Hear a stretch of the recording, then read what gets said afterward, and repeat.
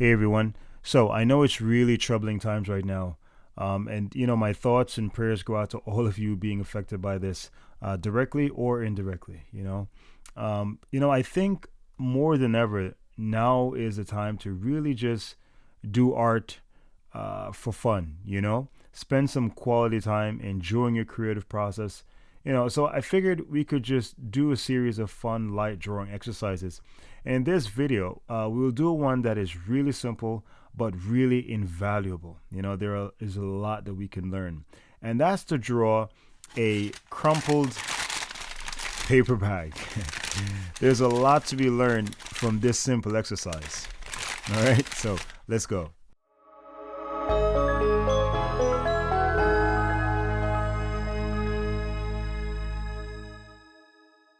Of course, really quickly, guys, thanks to everyone who supported my books, Pen and Ink Drawing Simple Guide, and the supplementary Pen and Ink Drawing Workbook.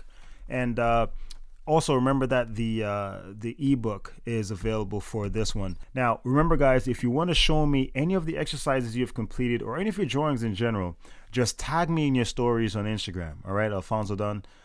That's my profile. So tag me in your story on Instagram, and I'll definitely share it on my profile. I love seeing the drawings that you guys create. Now, drawing a properly lit crumpled paper bag, and of course that's something that's very important, the lighting, and perhaps I'll elaborate in a future video. But drawing a properly lit crumpled paper bag is one of the most invaluable rendering shading exercises you could ever do. Now, whether it's in pen, which we'll be doing, or any other drawing media, whether it's graphite, charcoal, it doesn't matter. It's really invaluable drawing exercise because there's so much to learn from it. Now, one of the reasons is because it helps us to learn to see basic structure, especially when it isn't necessarily obvious. Because you see, essentially, a brown paper bag is a rectangular prism, right? See, it has obvious sizes. You can see the four sides, but when it's crumpled, those sides are not that obvious. So the challenge is being able to capture that even though it is crumpled. Now, first, let's look at the basic structure. We know there are four basic planes or basic sides to this paper bag. So the challenge here is, even though the bag is crumpled, we still need to be able to convey a sense of structure here. So we must be able to distinguish the basic sides from each other.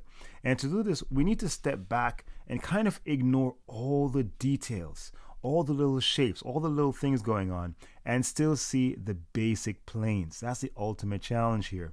Now, in this image, we can see the right side, we can see the front, we can see a little bit of the left side facing the light source. These are the three basic sides for this paper bag that's visible to us. And this distinction is important because they are instrumental to having us sense depth and volume. Then, based on this, we will break up these larger planes into smaller subplanes. So essentially, the creases will help us to see where the smaller subplanes are being formed. They're basically the edges of those smaller subplanes. This is important so we don't lose track of the bag as a whole, the overall structure that holds everything together. And this is important for when you're drawing the human figure or any other subject. We don't get lost in the little small subplanes or subforms. We always keep track of the overall structure of the subject. A next important thing to look at is light and shadow. Now, try to get a sense of what I call, or what I refer to as, a simple overall value pattern. And this means to look at the form as a whole, right? And try to identify and separate the major areas in light from the major areas in shadow. Then we examine the areas of transition between these two major areas, right? So because, the idea is you want to identify the nature of the value change that occurs as we move from light to shadow. Now, remember, your value pattern should always accentuate and be consistent with the structure of the form. All right, you can't have them out of sync. So if you're shading a block, the value pattern should match or be consistent with the value pattern created by a block. And that's why sometimes if you're drawing a face, it may not look rounded because you may be shading it like a block. And if you're shading a block, you may actually have a smooth gradation, which can confuse the viewer. So it's important to be consistent or aware of maintaining that type of consistency between the form and the value pattern. And lastly, we think about technique. So here, what are the types of strokes or rendering techniques we'll be using? We could apply stippling, scribbling, hatching, weaving, cross hatching. It's all up to you, but the overall concept is pretty much the same regardless of your approach. So I'll be using cross hatching, and for the shadow areas, I'll be using a bolder 03 pigment micron. And I'll be using my 005 for the light areas. And for the middle areas, I'll be using a combination of the 03 and the 005, right? This way, the weight of the strokes will be consistent with the values of that area, all right? So let's have some fun.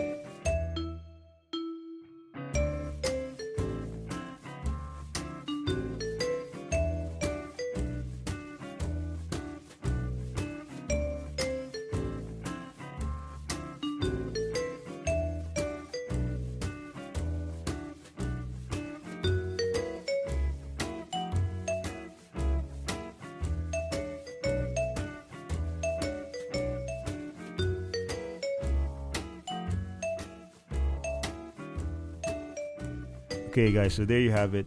So you see, even something, a subject as simple as just a crumpled paperback can still be filled with valuable lessons to learn about drawing. And of course, what we learn from this can be applied to drawing just about any subject, whether it's the human form, portraits, animals, still lifes, flowers, what have you. Once you take some time to just think about the basic elements and principles before you just jump into your drawing, it will save you a lot of time and make the drawing process a lot smoother for you.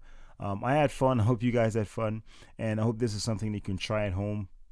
And remember, you can apply, whatever you learned here to just about drawing anything. And that's the important thing I want you to take away from this. All right. And it's good to just do light drawing exercises like this that you can still learn a lot from. That's the key thing. Just don't practice, just practice. You want to practice so you can learn something that will improve your drawing and improve your understanding about what drawing is all about. All right. So thanks so much for watching, guys. Keep practicing. Please stay safe out there. All right. And I'll see you in the next video.